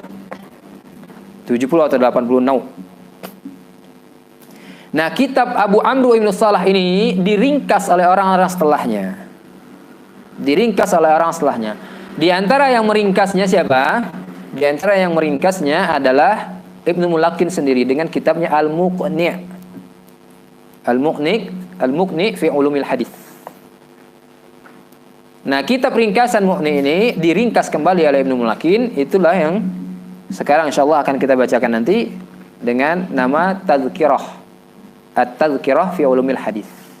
Jadi itu ya, silsilah keilmuan dan silsilah kitabnya itu harus paham.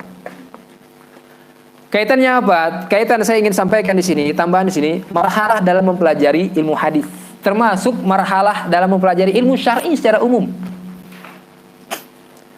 Marhalah yang pertama, marhalah mubtadiin. Semua kita harus melewati marhalah ini. Anak kecil jangan dikasih makan jengkol. Kaedahnya itu. Anak bayi yang umurnya baru setahun 2 tahun jangan kasih makan jengkol. Karena bahaya bagi si bayi. Bukan baik, malah memadaratkan. Kita kalau baru belajar ilmu hadis atau belajar ilmu syar'i, jangan ujuk-ujuk belajar hadis tiba-tiba Fathul Bari. Kelenger antum. Jangankan Fathul Bari ya. Jangan faham Fathul Bari. Orang ujuk-ujuk belajar Bulughul Maram saja itu kelenger. Bulughul Maram loh. Kitab tahrij itu. Hadis fikih isinya. Kalau memang dia mendalami Bulughul Maramnya secara khusus sebagai kitab hadis.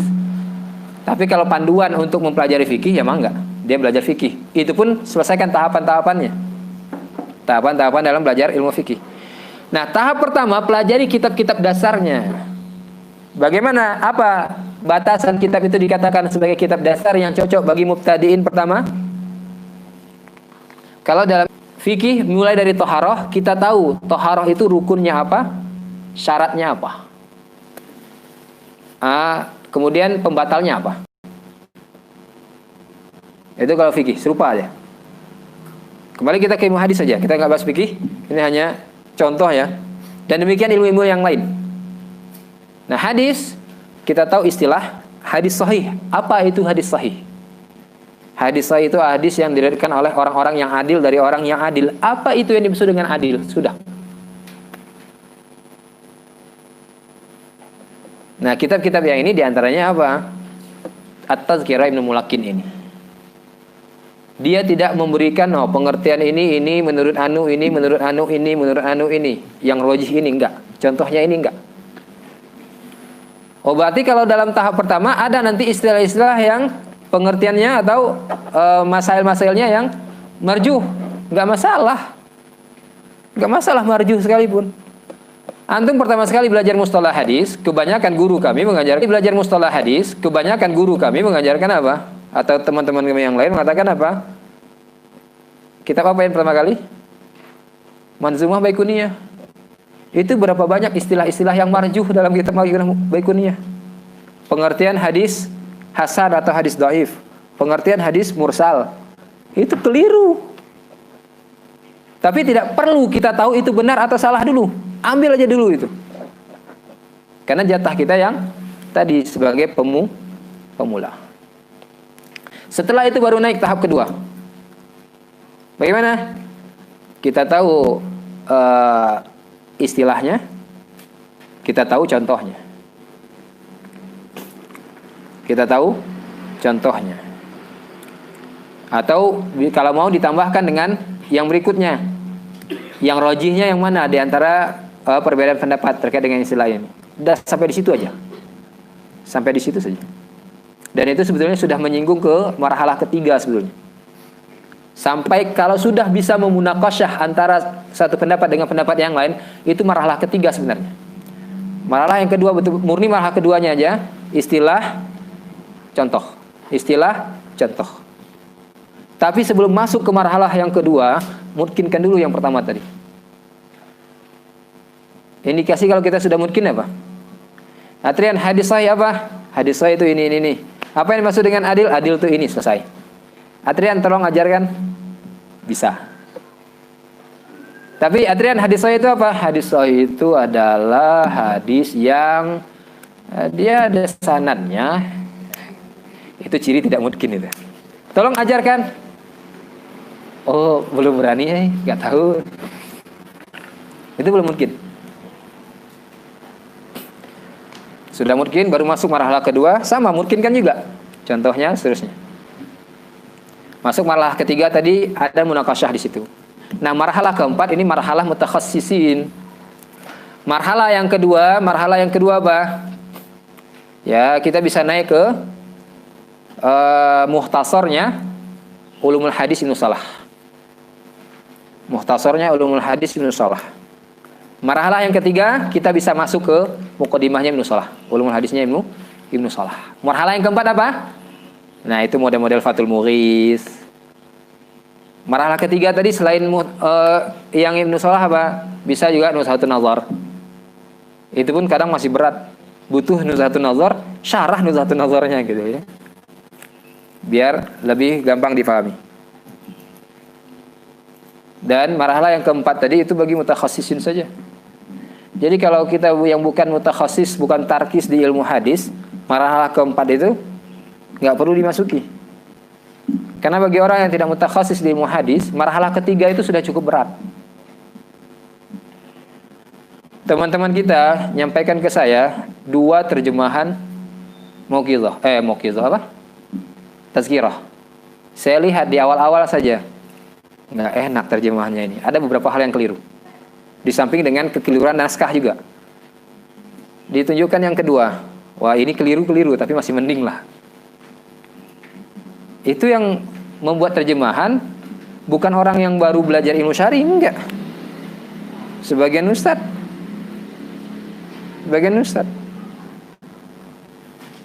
Tapi tetap keliru dalam hal-hal sebenarnya dasar dalam mustalah.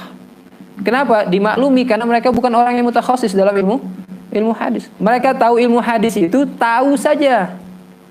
Hadis sahih itu apa, hadis mursal itu apa, hanya sebatas itu saja. Hanya sebatas itu. Sehingga nanti ada yang memang jarang, tapi ada dalam kitab-kitab mustalah hadis. Mereka keliru dalam menerjemahkan. Apalagi kalau nggak tahu sama sekali dengan ilmu hadis. Dari kata irsal, apa? Mengirim. Hadisnya dikirim kemana gitu ya. Iya. Iya. Macam-macam. Nanti baca misal pernyataan Imam Muslim atau yang lainnya. Ilmu hadis apa? Membedakan antara yang sakim, yang sahih dan yang sakim. Oh, yang sehat dan yang sakit. Gering bener. Panas dalam gitu. Atau demam gitu. Wajar. Nah, ini ustadz saja masih mengalami kekeliruan dalam menerjemahkan sebagian istilah yang mendasar sebenarnya. Dan yang seperti ini ya belum layak untuk mempelajari Fathul Mughis dan yang lainnya. Nanti nambah bingung.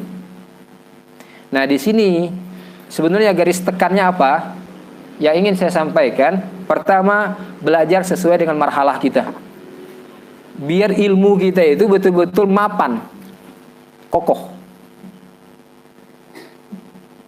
Jangan kita udah gaya-gayaan yang dipelajari apa? Nuzhatun Nazar, Fathul Mughis.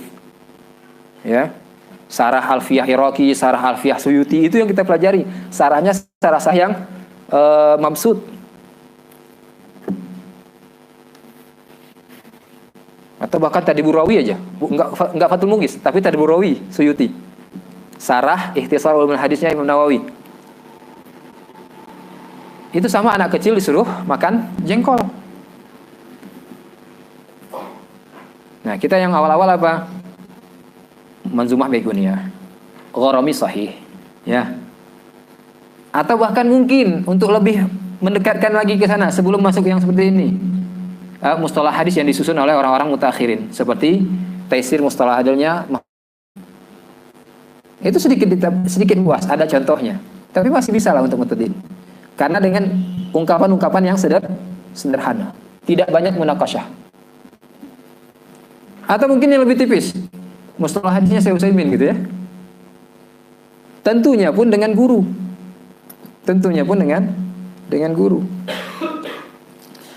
Kemudian baru nanti Manzumah Baiquniyah, Al-Gharami Sahih dan sebagainya, termasuk tazkirahnya Ibnu Mulaqin. Saya mah baru tazkirah, ya tazkirah dulu pelajari. Jangan gaya-gayaan.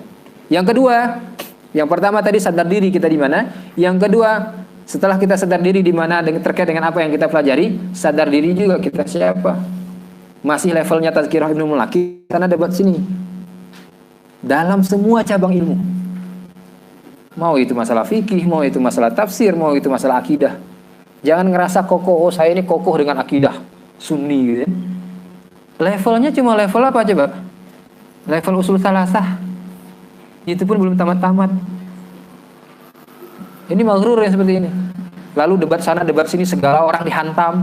Akhirnya bukannya memberikan hal yang positif bagi dakwah, memberikan hal positif bagi akidah, memberikan hal positif bagi dirinya sendiri, ataupun bagi orang lain, malah memberikan hal negatif bagi semuanya. Negatif bagi dia, negatif bagi orang. Kita memahami sunnah. Ini penting. Kita belajar hadis tapi nggak paham bagaimana bermuamalah dengan hadis, bagaimana? Bagaimana memahami hadis, bagaimana? Tentunya tadi ya, level-level pembelajarannya kita lewati.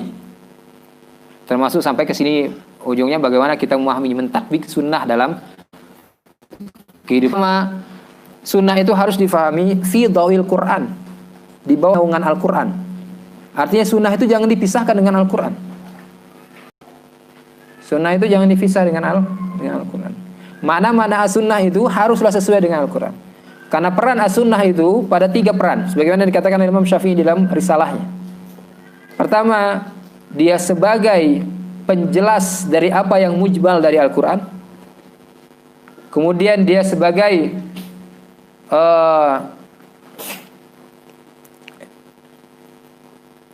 berarti dia sebagai tafsir yang pertama ya, penjelas dari apa yang ada dalam Al-Quran.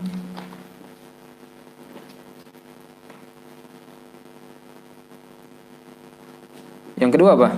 Astagfirullahaladzim. Yang kedua, dia sebagai penguat dari apa yang disebutkan dalam Al-Quran. Jadi apa yang ada dalam Al-Quran, datang hadis memperkuatnya. Kalau yang pertama tadi dia sebagai pentafsir, sebagai memperkuat, mengokohkan apa yang ada dalam Al-Quran. Karena datang satu khabar shadiq ditambah dengan khabar shadiq kedua, menjadi kuatlah khabar tadi bagi orang yang menerima khabar. Peran yang ketiga, posisi yang ketiga, as-sunnah datang dengan hukum sendiri yang tidak disebutkan di dalam Al-Quran. Tetapi tidak mungkin ada as-sunnah yang bertentangan dengan Al-Quran. Jadi kalau kita dapatkan sunnah itu bertentangan dengan Al-Quran, imma as-sunnahnya yang salah, imma otak kita yang salah. Kalau ternyata para imam ahli hadis mengatakan sunnahnya benar, hadisnya sahih, berarti otak kita yang salah. Jadi jangan buru-buru mengatakan, oh hadis ini bertentangan dengan Al-Quran, tolak. Ya. Dan seterusnya gitu. Kemudian yang kedua, jam'ul hadis al-waridah fil mawdu' al-wahid. Menghimpun hadis yang datang terkait dengan satu tema untuk satu tema tadi. Kalau kita bicara tentang tema A, kumpulkan dulu semua hadis terkait tema A. Jangan, oh saya ini ada hadis terkait dengan masalah ini, berarti kesimpulan demikian, enggak. Itu sangat besar kemungkinan dia untuk jatuh dalam kesalahan. Karena hadis saling menafsirkan satu dan yang lainnya. Kadang ada lafaz-lafaz yang ambigu dalam satu riwayat, dijelaskan dalam riwayat yang lain seterusnya. Sampai-sampai Ali bin Madini mengatakan seorang tidak mungkin faham dengan hadis, faham dengan sunnah, sampai dia mengumpulkan 40 riwayat. 40 loh. Tapi intinya di sini. Dalam satu yang tema, kumpulkan semua hadis yang berkaitan dengan tema itu tadi. Tentunya hadis-hadis yang sahih. Bukan hadis yang dhaif. Ini kumpulkan hadis dhaif, hadis maudhu gitu ya. La aslalahu, mungkar. Ya apa gunanya? Kemudian al-jam'u wa tarjih bainal mukhtalafil hadis. Kalau ada riwayat-riwayat tadi yang terlihat bertentangan, maka lakukan proses jama' atau tarjih kalau tidak bisa dijama'. Al-Munawi mengatakan wajah tarjih, wujuhul jam'i itu sampai 100. Jadi cara untuk menjama' hadis itu bisa 100 cara katanya. Artinya banyak. Maksudnya dalam menjama' hadis jangan buru-buru. Oh nggak bisa ini, nggak bisa dijama', berarti harus ditarjih gitu ya. Jangan buru-buru. Cari dulu cara-cara yang lain. Makanya di sini butuh bantuan dari ilmu-ilmu yang lain selain bahasa Arab. Ini mengi'rab ja'a Zaidun aja nggak bisa gitu ya.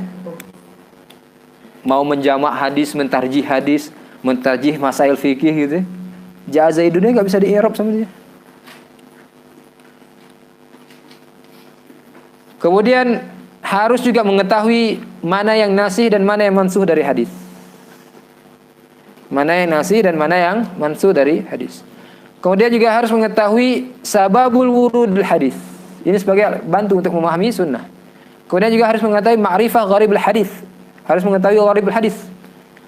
Lafaz-lafaz yang asing dalam hadis. Maknanya apa? Di antaranya apa coba?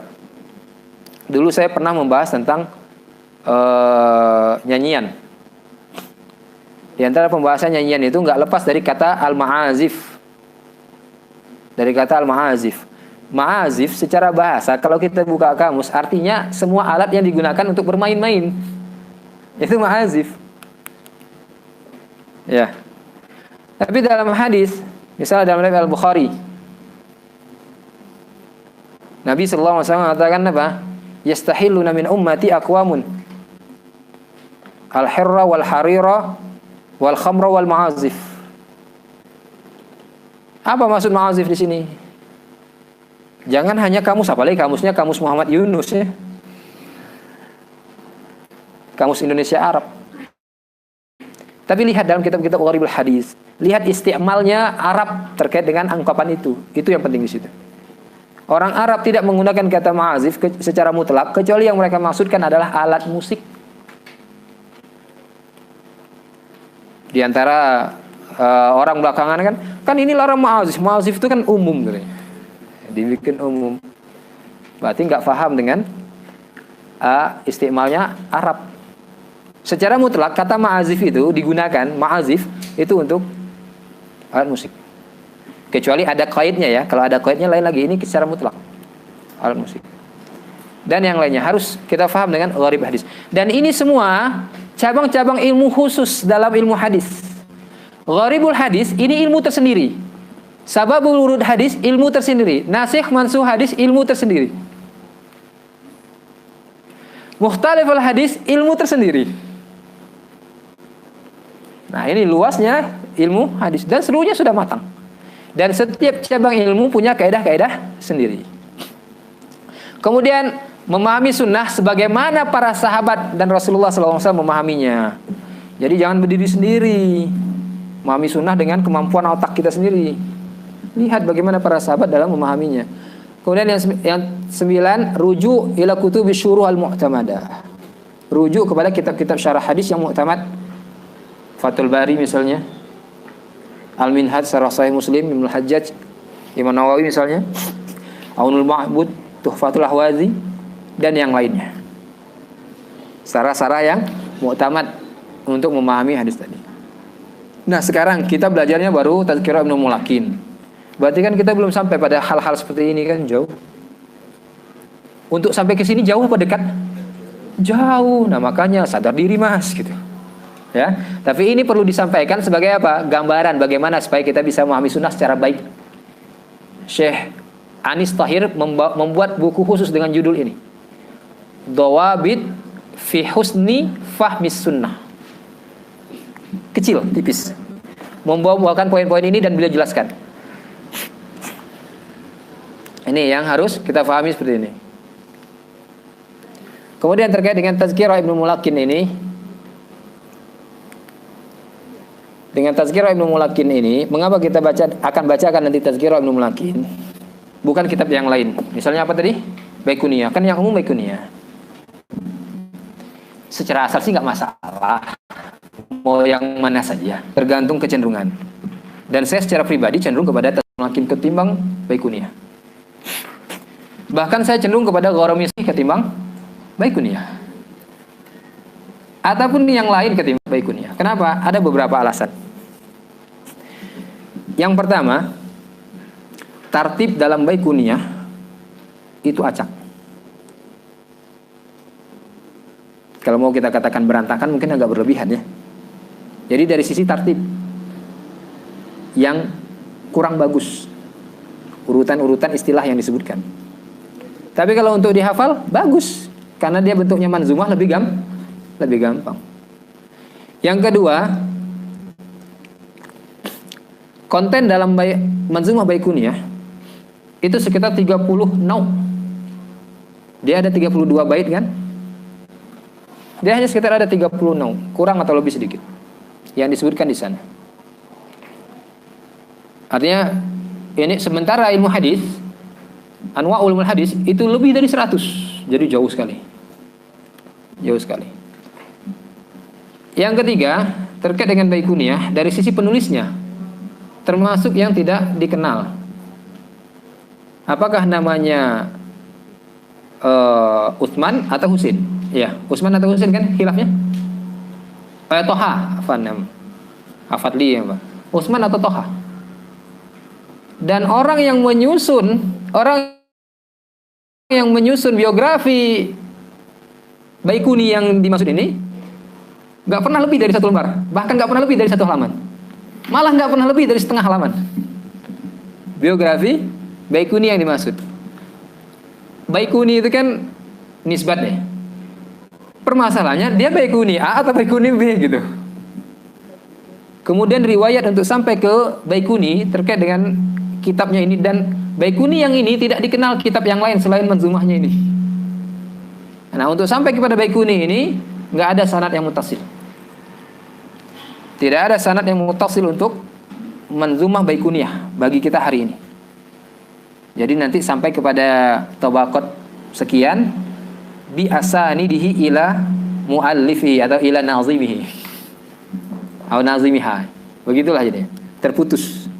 Dan ini pun terjadi dalam ilmu yang lain, di antaranya dalam ilmu qiraah.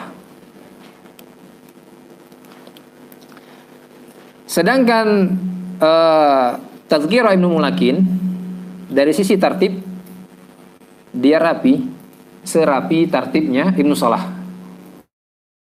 Karena dia pun sebagai ikhtisar dari mukhtasarnya kitab Ibnu Salah.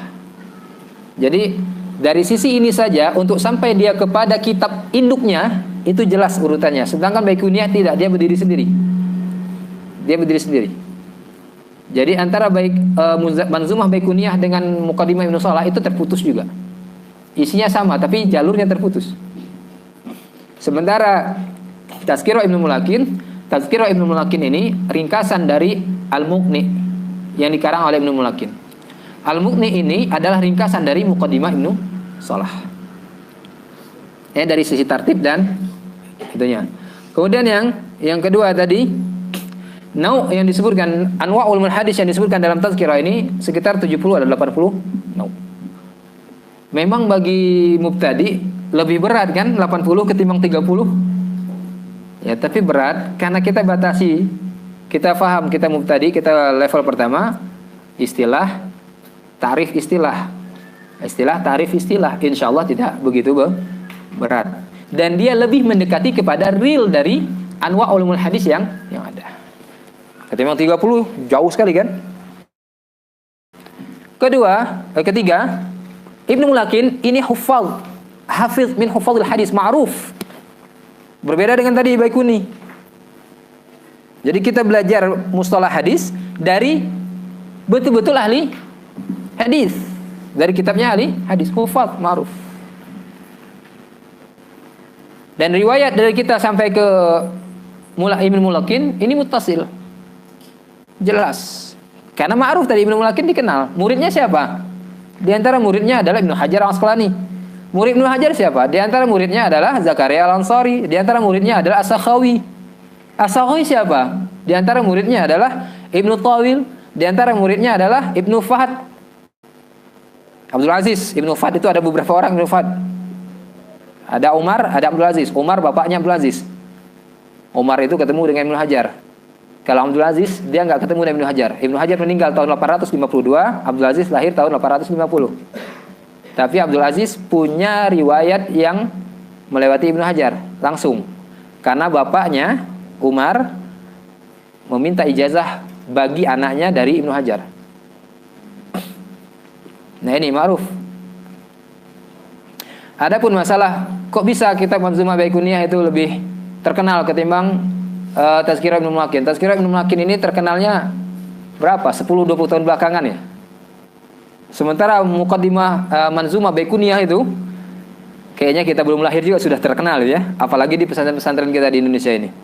Hampir semua alumni pesantren pernah menghafal Manzumah Baikuniyah. Sangat terkenal. Ya, kita berbaik sangka itu menunjukkan ikhlasnya si Nazim. Ikhlasnya Nazim. Seperti yang dikatakan oleh Imam Malik, maka lillah abqa. Apa yang memang dikerjakan karena Allah, dia kekal. Ikhlas, ini menunjukkan ikhlas. Kita berbaik sangka pada. Terus Ibnu Mulakin enggak ikhlas? Enggak juga, enggak begitu, tidak melazimkan seperti itu. Banyak sebab mengapa baru dikenal belakangan. Ya, di antara sebabnya saya lihat memang ilmu hadis ini sempat hilang. Kajian ilmu hadis ini sempat hilang. Jangankan kita di Indonesia, di negeri-negeri yang lain pun kajian ilmu hadis ini tidak sesemarak ilmu fikih, tidak sesemarak ilmu akidah, tidak sesemarak ilmu usul fikih atau usul tafsir, enggak. Dia termasuk ilmu yang hampir hilang. Sedikit sekali orang yang memang mutakhasis dalam bidang ilmu hadis. Sedikit.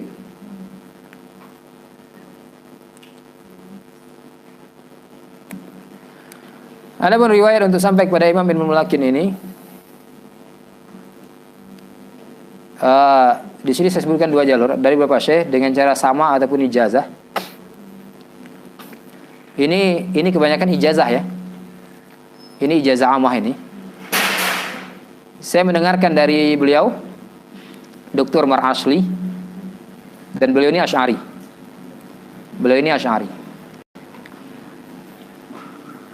Kemudian beliau mendapatkan secara ijazah dari Abdul Razak Al-Khatib. Abdul Razak Al-Khatib dari Abu Nasr Al-Khatib, dari Wajih Kuzbari, dari Mustafa Rahmati, dari Ibrahim Qurani, dari An-Najm Al-Ghazi, dari Mahmud bin Muhammad Bailuni, dari Ahmad bin Ibrahim Ibn Tawil, dari Abdul Aziz bin Umar Ibn Fahad, dari Muhammad bin Abdurrahman As-Sakhawi dari Ibnu Hajar dari Ibnu Mulakin. Ibnu Fahad ini beliau talaki kitab Tawdihul Abhar, sarah tazkirahnya Ibnu Mulakin yang ditulis oleh gurunya Sakhawi, gurunya Ibnu Fahad. Jadi Ibnu Fahad ini mendengar Tawdihul Abhar langsung dari Sakhawi. Dan Sakhawi ini kan banyak mengambil ilmu hadis khususnya dari Ibnu Hajar. Kemudian ini riwayat Sama' Kamil dari Syekh kami Al-Faqih Al-Syafi'i Al-Mu'ammar Qasim bin Ibrahim Al-Bahar Al-Yamani. Sekarang beliau tinggal di Makkah. Sudah sepuh sekali beliau. Berbicara juga suaranya sudah bergetar. Beliau secara ijazah dari gurunya Muhammad bin Sulaiman Idrisi bin Muhammad bin Sulaiman Al-Awsat. Dari ayahnya Sulaiman bin Idris bin Muhammad bin Sulaiman Al-Awsat. Dari ayahnya Muhammad bin Sulaiman Al-Awsat. Dari kakeknya, dari jalur ibunya Abdurrahman bin Sulaiman bin Yahya bin Umar Makbul Al-Ahdal. Ini keluarga Al-Ahdal semua ya. Ini dari awal ini, dari Muhammad bin Sulaiman bin Idris ini keluarga Al-Ahdal ini. Dari bapaknya Sulaiman bin Yahya Al-Ahdal. Dari Ahmad bin Muhammad Syarif Makbul Al-Ahdal. Dari Yahya bin Umar bin Makbul Al-Ahdal. Dari Abu Bakar bin Ali bin Battah Ali Al-Battah Al-Ahdal. Dari Yusuf bin Muhammad Al-Battah Al-Ahdal. Dari Tahir bin Husain Al-Ahdal. Dari Abdurrahman bin Ali Daibi. Dari As-Sakhawi dari Al-Hafiz Ibnu Hajar Al-Asqalani. Al-Hafiz Ibnu Hajar dari Abu Hafsin Sirajuddin Umar ibn Ali Ibnul Mulakin Ibn Nahwi Asy-Syafi'i. Ini jalur ulama Syafi'i semua ini. Jalur ulama Syafi'i semua. Dan ini musalsal bil Syafi'iyyin, musalsal bil Yamaniyin. Musalsal bi Ahlul Ahdal. Musalsal juga dengan keluarga Al-Ahdal. Ini para hufaz semua. Ini jalur-jalur ini jalur-jalur hufaz nih. Jalur-jalur hufaz hadis. Nah ini jalur riwayat untuk sampai ke Tazkirah Ibnu Mulakin. Sudah? Ini pengantaranya di sini saja terkait dengan siapa? Terkait dengan ilmu hadis, terkait dengan Ibnu Mulakin sedikit tadi. Ibnu Mulakin punya kitab tazkirah yang lain, tapi tazkirah dalam istilah fikih. Ibnu Mulakin punya syarah Sahih Al-Bukhari dan kitab-kitab yang lain. Beliau termasuk ulama yang sangat produktif. Beliau menulis sejak usia mudanya. Beliau menulis sejak usia muda. Ibnu Mulakin rahimahullahu taala, beliau Al-Hafiz Umar bin Ali bin Ahmad bin Muhammad bin Abdullah Al-Mulaqab bi Sirajuddin Abu Hafsin Al-Ansari. Asalnya beliau dari Andalus. Kemudian beliau pindah ke Mesir. Ibnu Nahwi, bapaknya ini ahlu Nahwi, tapi lebih dikenal dengan Ibnu Mulakin. Lahir pada hari Kamis pada tanggal 22 bulan Rabiul Awal tahun 723 Hijriah. Wafat tahun 804 ya. Di antara murid-muridnya ya yang besar, Al-Hafiz Ibnu Hajar yang besar yang kita kenal, maksudnya murid yang lain juga besar-besar. Cuma sayangnya kita nggak kenal, bukan mereka yang tidak terkenal. Ya, sebagian kita ini gaya kalian ngomong. Bahkan sebagian tolib ini, Ustadz si Anu, siapa si Anu? Majhul. Gaya majhul. Bukan Ustadz Anu itu yang majhul, ente yang nggak kenalin orang. Ya, bukan si Ustadz yang majhul. Anda saja pergaulannya sampai mana? Baru ngaji dengan 1-2 guru doang, udah merasa kenal dengan semuanya gitu. Dengan ulama-ulama yang sekarang sajalah, kenalnya siapa? Syekh Anu. Ada yang lebih senior lagi nggak kenal malah. Itu kan malu. Terus bangga, saya ini murid ulama kibar gitu ya. Saya murid ulama kibar. Siapa ulama kibarnya? Syekh Anu. Kita yang dengar, kita yang tahu ya. Itu mah iya ulama kibar yang terkenal gitu. Yang lebih kibar ada gitu. Gurunya masih hidup malah. Terlalu berbangga dengan baju.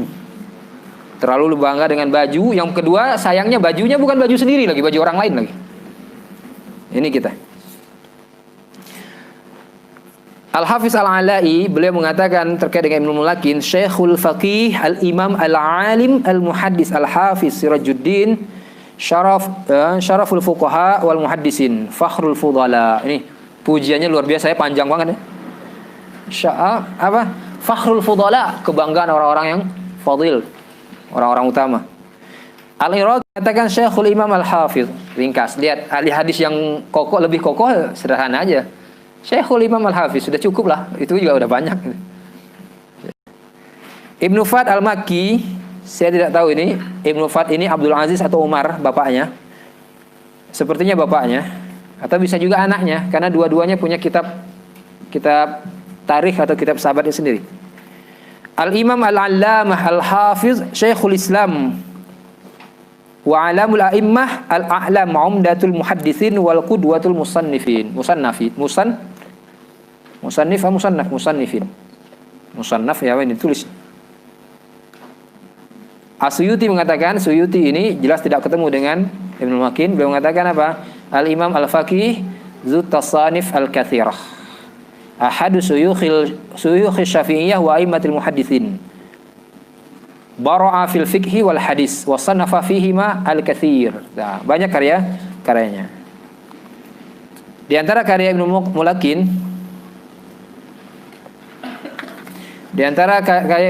Umdatul Muhtaj ila Kitabil Minhaj. Minhajnya Imam Nawawi. Umdatul Muhtaj ila Kitabil Minhaj, Sarah Minhajut Talibin Imam Nawawi. Ada Khulasatul Fatawa fi Tashilil Asraril Hawi. Ya ini khulasahnya kitab Al-Hawi As-Saghir Imam Qazwini. Al-Hawi itu ada Al-Hawi Al-Kabir. Siapa penulisnya? Imam Al-Mawardi.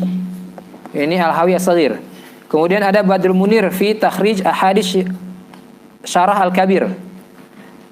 Ini Syarah Al-Kabirnya Rafi. Beliau juga punya kitab yang Mentahrij dalil-dalil Minhaj Talibin. Kitabnya Adillatul Minhaj atau apa? Adillatul Minhaj. Kemudian kitab Al-Muqni yang menjadi asal dari kitab Tazkirah ini. Kemudian I'lam bi Fawaidil Umdatil Ahkam. Umdatil Ahkam beliau sarah. Umdatul Ahkam itu ditulis oleh Al-Maqdisi di atas berdasarkan mazhab Hambali. Disarah oleh Ibnu Mulakin berdasarkan menjadi mazhab Syafi'i. Sebelum Ibnu Mulakin disarah oleh Ibnu Attar An-Nawawi As-Saghir, muridnya Imam Nawawi, dan menjadi Syafi'i asli.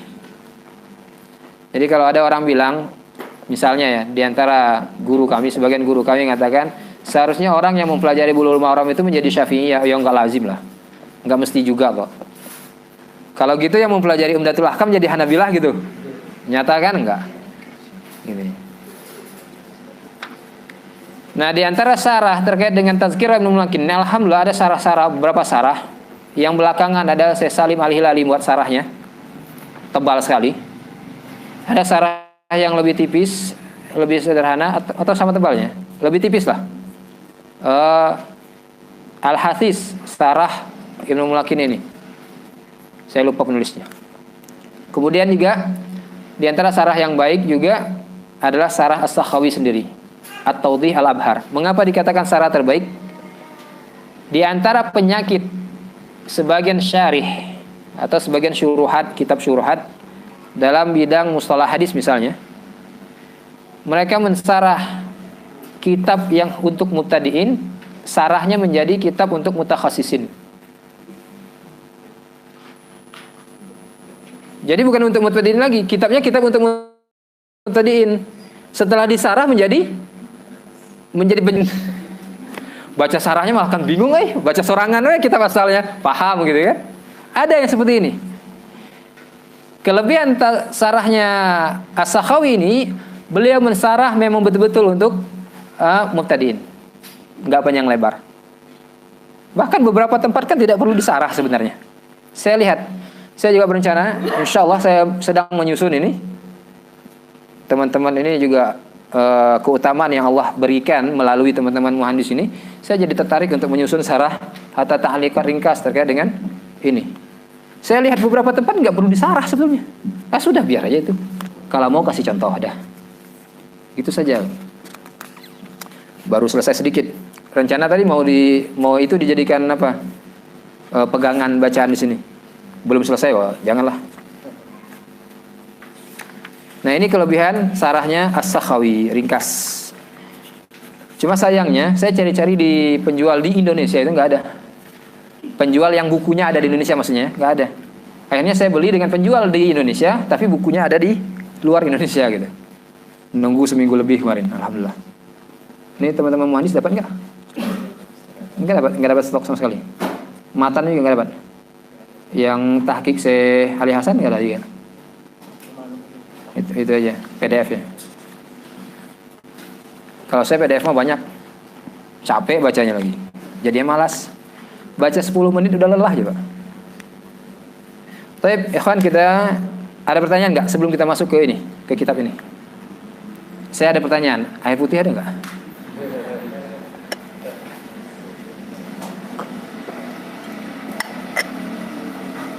Air bening ya, bukan, nggak usah air putih. Dan jangan air bak mandi lah. Ada pertanyaan?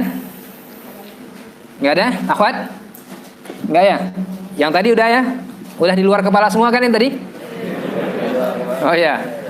Alhamdulillah sudah di luar kepala. Tinggal sekarang masukkan, Iwan. Jangan biarkan di luar, masukkan lagi di dalam kepala. Ini nggak perlu juga kan? Hilang apa? Ada Kori?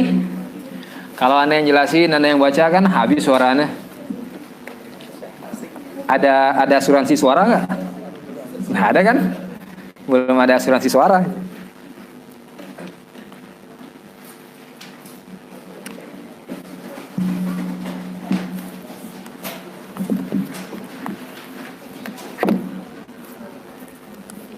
Istirahat jam berapa?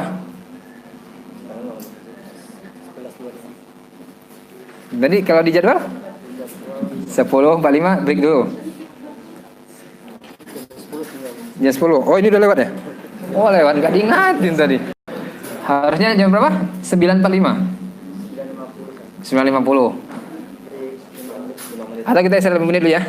Istirahat 5 menit, nanti jam 10.50. Sekarang 10.45 ini. Alhamdulillah Muhammad wa ala alihi wasallam. Alhamdulillahirabbil alamin.